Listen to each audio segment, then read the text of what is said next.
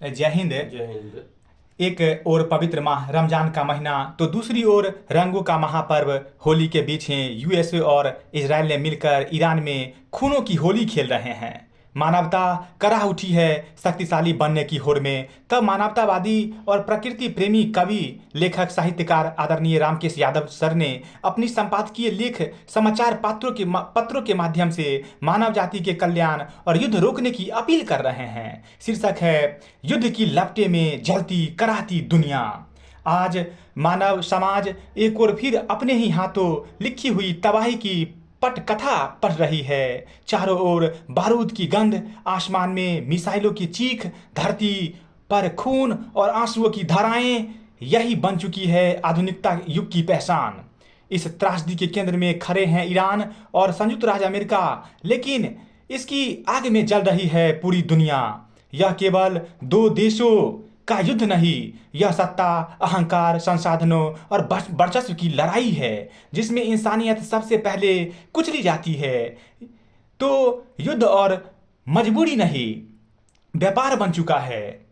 आज मध्य पूर्व की गलियां रो रही है, लेकिन कल यह आग किसी और देशों तक पहुंचेगी। युद्ध की सीमाएं में युद्ध कभी सीमाओं में नहीं बनता, वह फैलता है नफरत की तरह, जहर की तरह, महामारी की तरह। यह समय केवल विश्लेषण का नहीं, आत्मा की पुकार सुनने का है। हमें खुद से पूछना होगा, क्या हम केवल दर्शक बने रहेंगे? क्या हम तब तक चुप रहेंगे जब तक हमारी बारी नहीं आती? सच्ची शक्ति बम में नहीं, संवाद में है। सच्ची विजय जमीन खोदने में नहीं, बल्कि दिल जीतने में है। सच्चा विकास हथियारों में नहीं, शिक्षा, स्वास्थ्य और रोजगार में है। आज आज जरूरत है एक नए वैश्विक आंदोलन की, शांति के आंदोलन की, मानवता के आंदोलन की, न्याय के आंदोलन की। जरूरत है नेताओं से नहीं, जनता से उठने वाली आवाज की। हर नागरिक को यह समझना होगा कि युद्ध किसी देश की जीत नहीं, पूरी मानवता की हार है। वर्तमान सभ्यता एक ऐसे मोड़ पर खड़ी है जहां विवेक की आवाज धीमी पड़ गई है और शक्ति का शोर हर दिशा में गूंज रहा है। जहां कभी संयम, सहनशीलता और संवाद समस्याओं का समाधान हुआ करते थे, आज वहां हथियार, धमकी और दबाव निर्णय का माध्यम बनते जा रहे हैं। मानवता जो कभी करुणा और समझदारी से पहचानी जाती थी, आज शक्ति प्रदर्शन की होड़ में अपनी आत्मा खोती जा रही है। शक्ति का घमंड और विवेक का पतन वर्तमान युग में ताकत को ही सत्य समझ लिया गया है। जिसके पास अधिक हथियार है, जिसके पास अधिक धन है, जिसके पास अधिक प्रभाव है, उसे ही सही मान लिया जाता है। संयम को कमजोरी, धैर्य को डर और संवाद को हार समझा जाने लगा है। यह सोच मानव सभ्यता के लिए सबसे बड़ा खतरा बन चुकी है। जब मनुष्य अपनी शक्ति पर घमंड करने लगता है तो वह दूसरों को पीड़ा देखना बंद कर देता है। वह अपने निर्णयों के परिणामों से अंधा हो जाता है। यही अंधापन विनाश को की पहली सीढ़ी होता है। राजनीति और सत्ता का प्रदर्शन आज की वैश्विक राजनीतिक समाधान की नहीं, प्रदर्शन की राजनीति बन गई है। हर देश की अपनी सैन्य ताकत दिखाना चाहता है, हर नेता अपनी कठोरता साबित करना चाहता है, हर सत्ता अपनी श्रेष्ठता थोपना चाहती है। संवाद की मेज पर बैठने से पहले हथियारों की गिनती होती है, समझौते से पहले धमकियां दी जाती है। इस वातावरण में शांति के लिए स्थान लगभग समाप्त हो जाता है।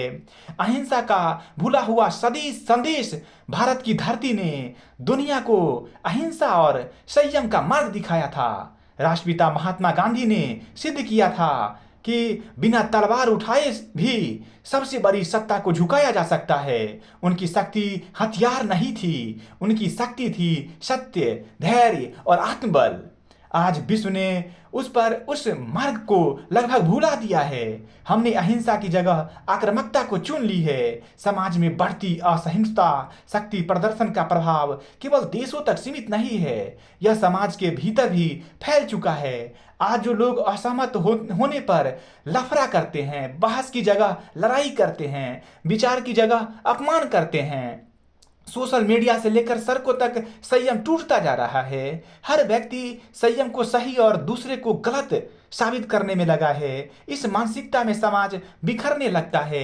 हथियारों की दौड़ और मानवता की हार। आज विश्व में हथियारों पर अरबों डॉलर खर्च हो रहे हैं। नई नई मिसाइलें, परमाणु बम, ड्रोन और साइबर हथियार बनाए जा रहे हैं। लेकिन उसी दुनिया में करोड़ों लोग भूखे हैं, लाखों बच्चे शिक्षा से वंचित हैं और अनगिनत परिवार इलाज के लिए बिना मर रहे हैं। यह विरोधाभास बताता है कि हमारी प्राथमिकताएं कितने विकृत हो चुकी है। हम जीवन बचाने से ज़्यादा विनाश की तैयारी कर रहे हैं। वैश्विक संस्थाएं और उनकी सीमाएं विश्व में शांति बनाए रखने के लिए संयुक्त राष्ट्र संघ जैसी संस्थाएं बनाई गई है। इनका उद्देश्य था संघर्ष को संवाद में बदलना, परंतु जब शक्तिशाली देश अपनी ताकत के आगे इन संस्थाओं को भी नज़रअंदाज करने लगते हैं तो व्यवस्था कमजोर हो जाती है। फिर कानून नहीं चलता बल्कि ताकत चलती है।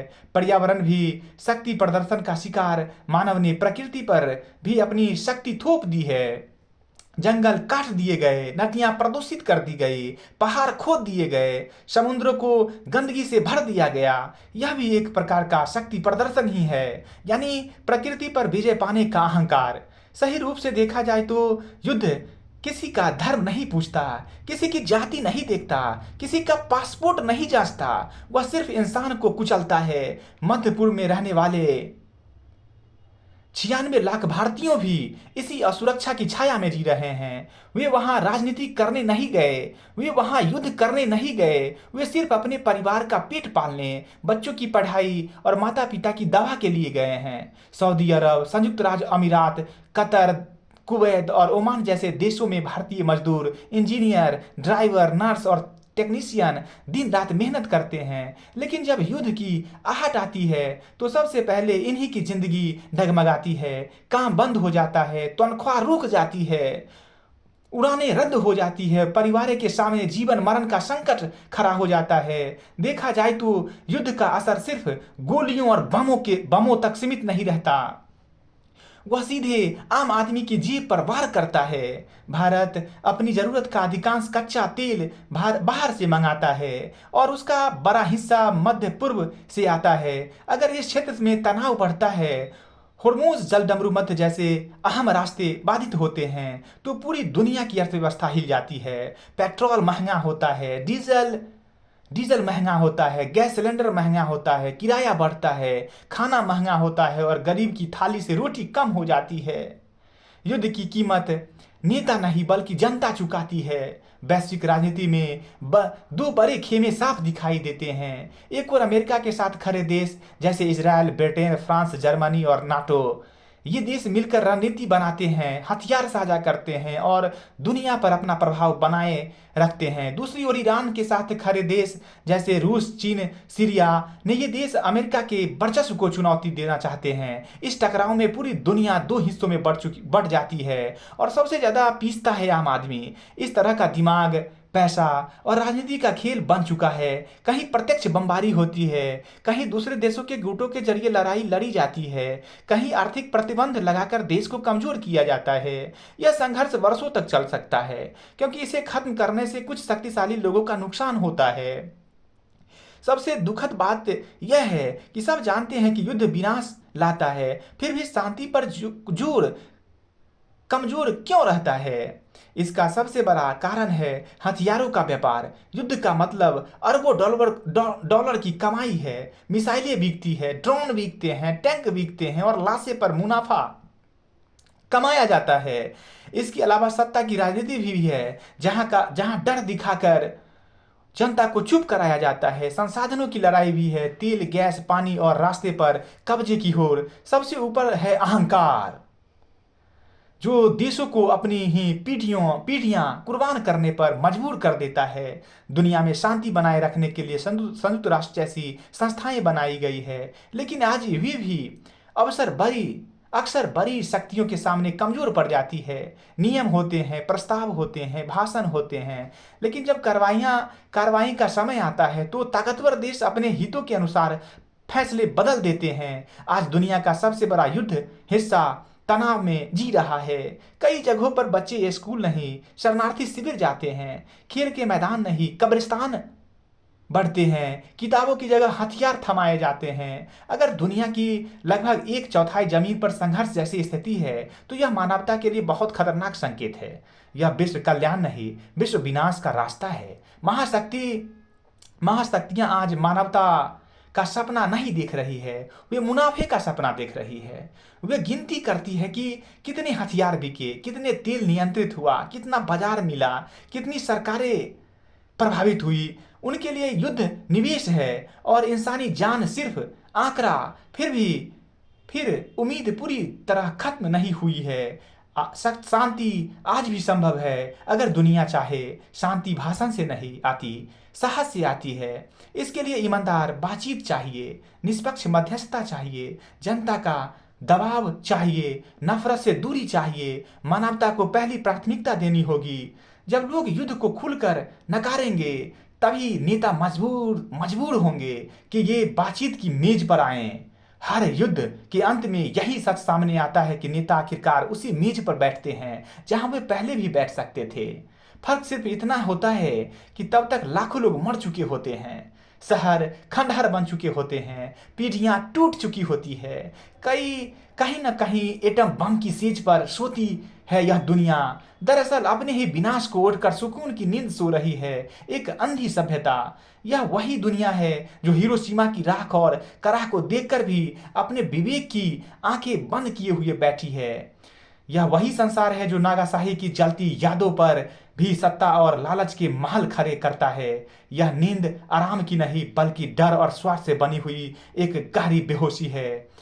यह शांति नहीं बल्कि विस्फोट से पहले ही खामोश चीख है जिसे कोई सुनता नहीं। वह प्रगति नहीं बल्कि मौत की दौड़ में सबसे आगे निकलने की बीमार होड़ है। यह मानवता नहीं बल्कि हथियारों के सामने झुकी हुई कमजोर आत्मा की पहचान है। यह दुनिया रोज मुस्कुराकर अपने ही भविष्य की कब्र खोद रही है। यह सभ्यता ज्ञान से नहीं बारूद से अपनी ताकत मापती है। और सच यह है कि अगर यह नींद ना टूटी तो यह संसार जागेगा, भीड़ सड़क राख बनकर रहेगा। अब सवाल यही है कि क्या हम मौत ढोते रहेंगे या जीवन को चुनेंगे। सैल्यूट है इस आदरणीय कवि, रॉयल्टी प्राप्त कवि आदरणीय रामकेश यादव को। बहुत ही बेहतरीन लिखे हैं जो मानवता को बचा सकते हैं। जय हिंद। जय हिंद।